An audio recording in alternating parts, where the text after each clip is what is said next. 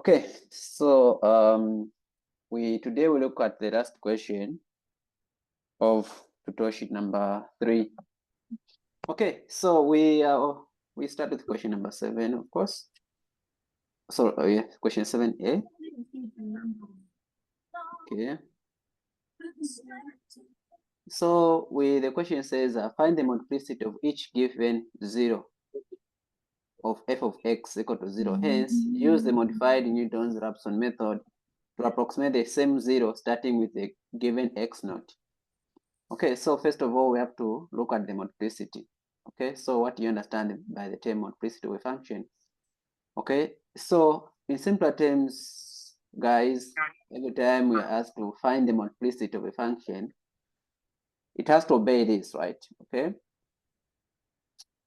First of all, it shows just like how many times are you getting the function is equal to 0 together with its derivatives. That's a simpler terms, right? So first of all, you need to do is substitute the value given in the function if you are getting a 0, and then later on to find the derivative of the function, substitute the value of x, and check if you are still getting a 0 until at the point when you stop getting zeros.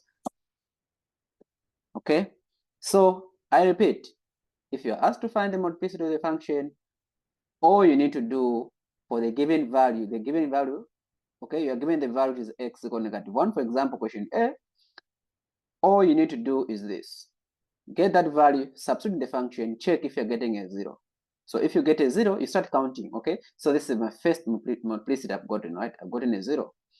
And then next, you differentiate it, okay? So you get the derivative of the function, and then again substitute that value and check if you're still getting a 0. So you are going to count how many times you're getting a 0, okay, for the given function together with its derivatives, and then you count how many times you've gotten zeros. That is the multiplicity of the function. Okay, so first substitute the value of the function, you check if you're getting a 0. So let's get started. I mean, not to explain so many things. Let me just start for you. So let's look at question A first, right? So question A, okay, so question A, we're given the function f of x equal to x plus 1, the power 3. Okay, so we're given the value of x at -1. So this x at -1, it's a 0 of a function. What it means is that at that point, it's when the function is equal to 0. So you can even check when x equals -1, this whole function becomes 0. So the 0 given to us is -1, and that is true. Okay, first of all, you check, okay, f of -1. This is equal to -1 plus 1. Of course, you're getting a 0. Okay, so you start counting. I say first 0 you've gotten, right? And then next, get the derivative of the function. F prime of x is equal to what? 3x plus 1 squared, right? And then substitute -1 again, check if you're still getting a 0. So this is 3 -1 plus 1, and still this is equal to 0. So you count in the second 0, okay? And then also get the third derivative, right? Now the second derivative. So the second derivative of this function will be equal to what? 6x plus 1, right? Okay, and then now let's check if you're still getting a 0. Okay, f prime of x for -1. This is x 6 -1 plus 1. Still this is a 0, right? So this is the third time we are getting a 0. And then continue, right? Let's get the third derivative, right? So f prime of x. Now this just becomes what? 6, isn't it? And this 6 is not equal to 0, okay? You're just getting a constant when you differentiate this guy, right? Just getting a constant. Okay, so notice that now, how many times have you gotten a 0? So I've gotten zeros how many times? 3 times also. So it means that the multiplicity of this function is equal to 3. Okay, so you see that you've gotten zeros 3 times. So hence you can say multiplicity, which is m, is equal to 3. Okay, so this is how simple we find the multiplicity of the function. So just keep testing the 0 given to you. First substitute in the function without taking derivative, and then now you start getting, you get the derivatives of the function until you stop when it doesn't give you a 0, okay? You only stop when you stop getting zeros. So this is a multiplicity of a function. Some say by just looking at the power itself, you can tell that this is a multiplicity of a function, but this is not always the case. Okay, this is not always the case. But this method that I've shown you is applicable to any function given to you. You can be able to find the multiplicity of the function. Okay, so now let's go back to what we said yesterday about the simplicity of a function. Okay, remember there was a homework. I said on the simplicity part, I'll come back and answer when you look at the multiplicity of a function. Okay, so they asked us, the question was asking us to find if there's a root in the given interval, right? If you remember last night's discussion, to find out if there's a root in that given interval. And we found that, okay, there was a root, right? The root was there. We are able even to solve for that root. And then the other part of the question is asking, is that root simple? Okay, so you can only tell if the root is simple if the first derivative of the function is not equal to 0 at that point. Then the root is simple. You are only getting it, the function is only 0. Okay, let me repeat. If the first derivative of the function is 0 at that point, then the root is not simple. Okay, the first derivative, the second, the third, and the fourth, and so on and so forth. It means that the roots of the function are not simple. But if you are getting the first derivative of the function at that point, and is that that value doesn't give you 0, then you can conclude that the root is simple. Okay, so for example, this example given to us here, this root here, which is -1, is not simple. The reason being is that even its derivative, the first derivative at that point, we are getting a 0. The second derivative at that point, you're still getting a 0 and all that. So the root is not simple. But if it's only 0, okay, if the function only 0, if you substitute the root alone without getting the derivative, then the root is simple. I don't know if someone understands what I mean here. Okay, so f of x, okay, f of x at that point is equal to 0, but f prime of x at that point should not be equal to 0. Then if you have this f of x prime at that point not equal to 0, it means that even its other higher derivative shouldn't be equal to 0. Okay, shouldn't be equal to 0. Only the function itself must be equal to 0. Then you have what? Simple roots. All right, so we have found the multiplicity of the function for this problem. Sorry. Yes, Excuse me, please. Steven. Yes. Sorry, can you come again on the simple roots? I didn't get you clear. Okay, on the simple roots, how we can tell that the roots are simple, I said that if you have a function, okay, if you have a function, for example, the function that we are given to us is f of x is equal to x plus 1 to the power 3, right? You have to check if the roots are simple, okay? So for the simplicity of the root, you need to make sure that the derivative of the function at that point, at what point? Okay, at -1, because the root of this function or the 0 of this function is -1, right? Its derivative must not be equal to 0. And the other derivatives to come to follow all those must never be equal to 0 at that point. Then the root is simple. But if you are getting the derivative, okay, let's say the function itself is giving you 0, and also the derivative is giving you 0, then the root is not simple. So it must only be 0. It's only the function that should be 0 at that point, not the derivatives. Okay, so only the function must be 0 at that point. And which point am I talking about here? For at the point x is equal to -1. Because that's a 0 that is given to us. I'm saying the 0 is given, right? The given 0. So the 0 given to us is this -1, right? That's a 0. Okay, so only the function must be equal to 0 at that point and not its derivatives. Then we conclude that, okay, the root is simple. But if the function is equal to 0 and maybe 1 or 2 derivatives are also equal to 0 at that point, you can say, okay, the root is not simple. Okay, it's not simple. Okay, thank you. Yes, yeah, so that's how we can check. Now we are done with question A. Let's look at question B also. Okay, let's look at question B. So what is question B saying? So question B says we also have to check. So for the modified Newton's-Raphson method, I'll come back to that. So first of all, we're just checking for the multiplicity of the function first. So we'll come back to the modified Newton's-Raphson method. So question B, we have f of x equal to x minus 1, and then times e to the power x minus 1 minus 1, right? or we're given the 0, x equal to 1. This x naught, whatever this will be used when you start solving, doing the iterations, right? Using a modified insurance absolute method. These we're not using them yet.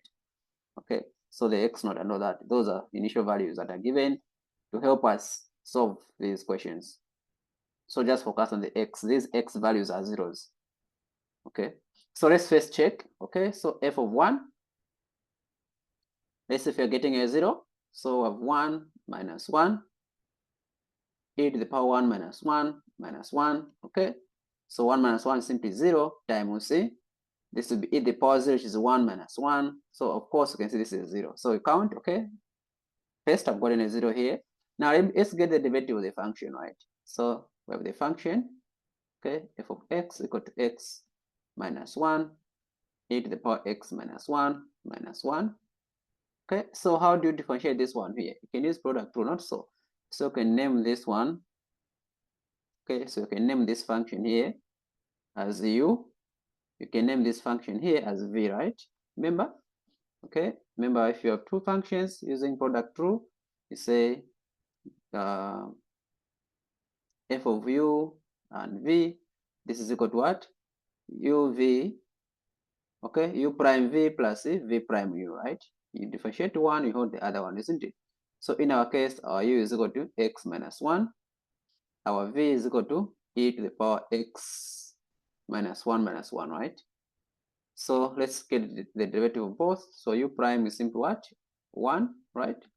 And then v prime is equal to what? This is just e to the power x minus 1, because it's a constant, the constant goes, isn't it? So now let us find f of prime of x. Okay, so f prime of x, this is equal to u prime times v. Our u prime is 1. What is our v? Our v is e to the power x minus 1, right? Okay, plus v prime is e to the power x minus 1 times our u. Okay, our u is what? X minus 1. Okay, so let us now substitute. Okay, at what? 0, right? Remember that our x value is, oh, not 0, it's 1, sorry. Our x value is simply 1, right? So f prime of 1, let's check if we are still getting a 0. So this will be e to the power 1 minus 1 minus 1 plus e to the power 1 minus 1, 1 minus 1, okay? So e to the power 1 minus 1, this is e to the power 0, so e to the power 0 is simply equal to 1. So I have 1 minus 1 here plus e. This is 1 again, 1 minus 1. So you see that 1 minus 1 here, you have 0 plus e. This again is 0, right? So you're still getting a 0. So this is the second time you're getting a 0. Okay, so you continue counting. Okay, so the function is giving you a 0 at that point, and also its derivative is also giving you a 0, right? And then also let's get the third derivative. Okay, let's get the second derivative, right? So remember that the first derivative was e to the power x minus 1 plus e to the power x minus 1, right? Now let us differentiate this again, okay? So if I want, I can expand this first. So e to the power x minus 1, I'm going to expand here. So this will be plus x e to the power x minus 1 minus e to the power x minus 1, right? Because this is it, and that give you minus e to the power x minus 1. So you notice that this and this can be cancelled out, okay? So we have f prime of x equal to, this is x e to the power x minus 1 and then minus 1, like this. Now let us differentiate. You see that here again we need to use product rule, isn't it? Okay, on this one I have to use product rule. Okay, so what is our u? Okay, choose our u equal to x. Our v is equal to what? E to the power x minus 1. So what is our u prime? Our u prime is equal to 1. Our v prime, remember how you differentiate the exponential function? It's simply the derivative of the power times the same function, right? And you see that the power here is simply x minus 1. What is the derivative of x minus 1? Simply 1. So no wonder I just write the same thing again. Okay. So meaning that the second derivative of this guy now, f prime of x, is equal to the derivative of this and the derivative of this. But the derivative of this one is what? It's 1, right? That's 0, isn't it? So 1 disappears, this negative 1 here. So the only thing you need to have now is simply by using product rule, which is u prime v plus v prime u, remember, right? So this is equal to u prime is simply 1, and then v is e to the power x minus 1 plus what is v prime, which is e to the power x minus 1 times u. So we have x e to the power x minus 1. Okay. So this is a second derivative. And now let us test it at what? 1. At x equal to 1. So it's be e to the power 1 minus 1 plus 1 e to the power 1 minus 1, right? So this will be e to the power 0 plus e to the power 0. Okay. This is 1 plus 1, which is 2. So see, this is not equal to 0. Okay. So from this, you can say what is the multiplicity? How many times have we got in this function? Have we got in 0, 0? We just got in 0 twice, right? So the multiplicity of this function is equal to 2. Okay. Multiplicity is equal to 2. Is this clear? Hello? Yes, it is. Yes. Okay, so the multiplicity of that function is equal to 2. Stephen, so let's look. Yes, please. Hello. So Yes, when yes, do you yes. stop? When do you stop? What do you mean when do you stop? You only stop when you don't get a 0. Okay, you see that I've stopped on the second derivative because I didn't get a 0 on the second derivative. I got a 2. So I stopped. But So it other doesn't matter. situations, Sorry? Hello? Ask again. like are there cases where you keep getting zeros and zeros without finding a real number? I've never met such cases. Most of the times the multiplicity function, whether maybe it's 2, 3 times, can't go beyond. Doesn't go beyond. But yeah, there are some cases. There are some cases, yeah? Yes. Some questions, they're so obvious. Like, for example, if you have if you have like a linear function, let's say x plus, let's say 5, okay, to the power 100. This one, you don't have even to do the derivative, because I told you that if you have a linear function raised to a power like this, okay, a linear function inside here raised to a power, just know that the multiplicity here is equal to the power, which is 100. Tells you how many times you can get a 0 there. 100 times. So this is the same example that we had here, the first example. So this one I said, you can just tell from here, the power actually give you the multiplicity. Okay. But it's the general way of solving, like, so that you are sure this is a general way of solving. But some questions, some values, like, I mean, some functions, you can't tell. Okay. For example, this function, you can't tell. Okay. Even this function, you may not be able to tell. So it's better you just confirm by using this procedure. Is that okay? Hello? Yes, it is. Is that okay? Okay. Now let's look at question C. So be done with the multiplicity thing. Then in the next discussion, we're going to look at the modified Newton's Raphson method. Okay, after this session. So let's look at question C. So question C, f of x equal to, so we have x minus pi over 2 squared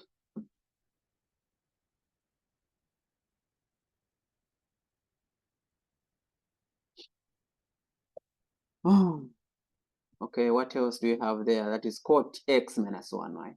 Cotangent. Okay, so times cotangent x minus 1. And our value of x is at what? What is the value of x is at what?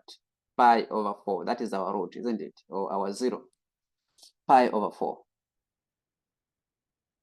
Okay, so first of all, let us check. Okay, f of x, isn't it? So f of 4, pi over 4. This is equal to pi over 4 minus pi over 2 squared, and then cot pi over 4 minus 1. Okay, so what is cot pi over 4? Okay, so people, cot, remember that if you don't have that function, that provision for cotangent on your calculator, you can remember that cot is simply what? Cosine Okay, cot x is cosine x over sine x. So you can just substitute this. Okay, so just divide the cosine of pi over 4 or cosine of 45 divided by sine pi over 4. You know that cos 45 is simply 1. Also sine 45 is simply 1. So this one has to be 1. Okay, so you see that this is a 1. So pi over 4. What is pi over 4 minus half? This is negative pi over 4, right? Subtracting these two, you have negative pi over 4.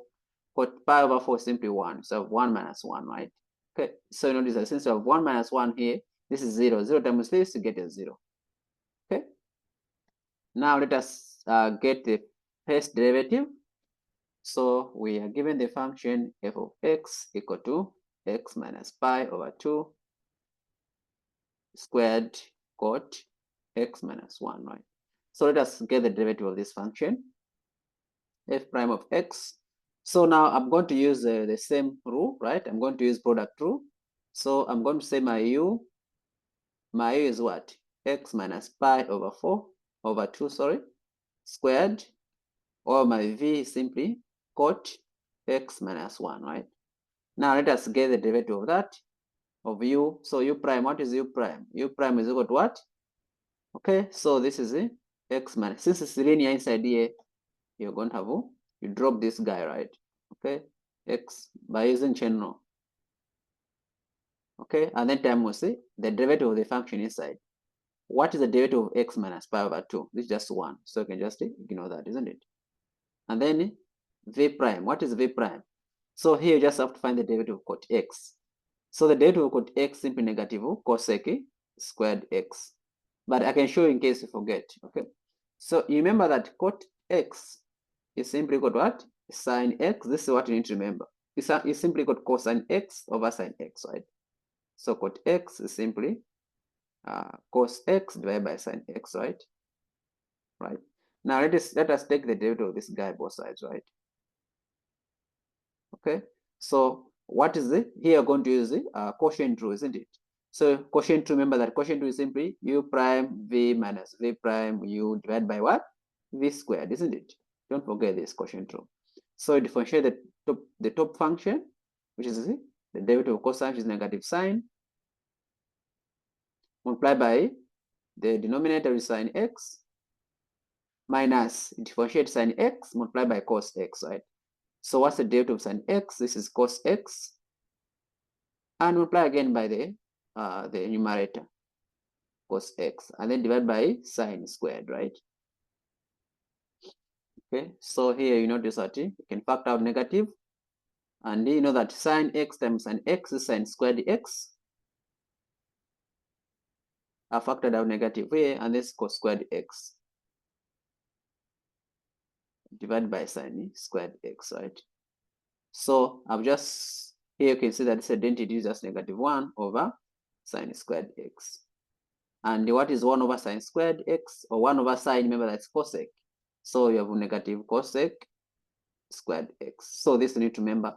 The derivative of cotangent is simply negative cosec squared x. Okay, now having done that, let's substitute that, isn't it?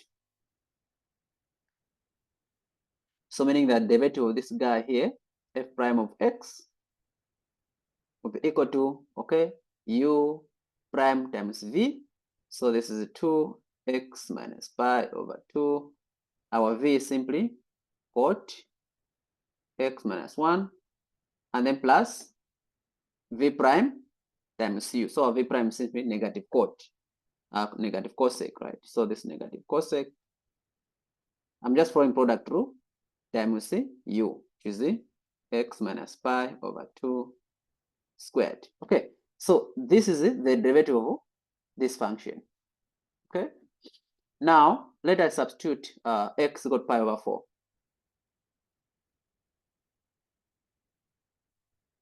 This is 2 pi over 4 minus pi over 2 cot pi over 4 minus 1 minus cosec squared. How many minutes? I'm remaining 5 minutes. Let's hurry up.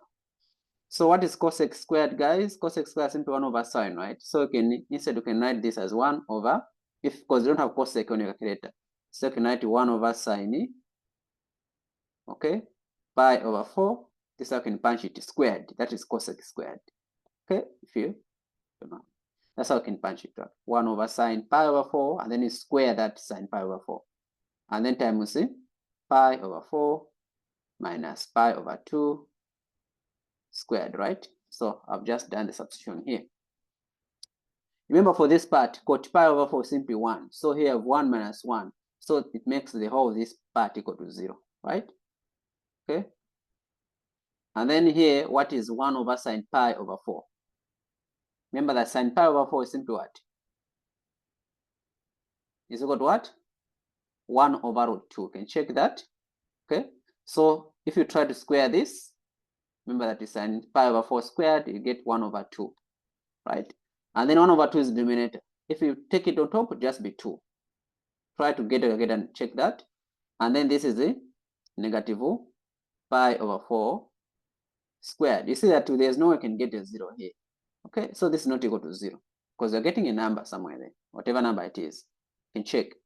Okay, what number is that? What number is this? This is pi squared over 16, or I can say pi squared over 8, right? If you simplify it, and this guy is not equal to 0. So you see that you've only gotten a 0 once. So if this is a good example of simplicity. So this root is simple, isn't it? Okay, it's a simple root because the derivative of the function is not equal to 0 at that point. So it's a simple root. Okay, so that's an example of simplicity. I hope that one was the question is clear now. You see that the derivative of this function is not equal to 0. It's only the function itself which is equal to 0 at that point. So the multiplicity of this function is equal to 1. Okay, so m is equal to 1. That's the multiplicity of this function because you just got to 0 once. Are we together? Yes. Yes, we are. So that's how we find the multiplicity of the function. So I'm going to end the meeting now. We join again. We look at the second part of the question, which says we have to use the modified Newton's-Raphson method and we have to find the roots. Okay, so I'm ending the meeting. Let's join again.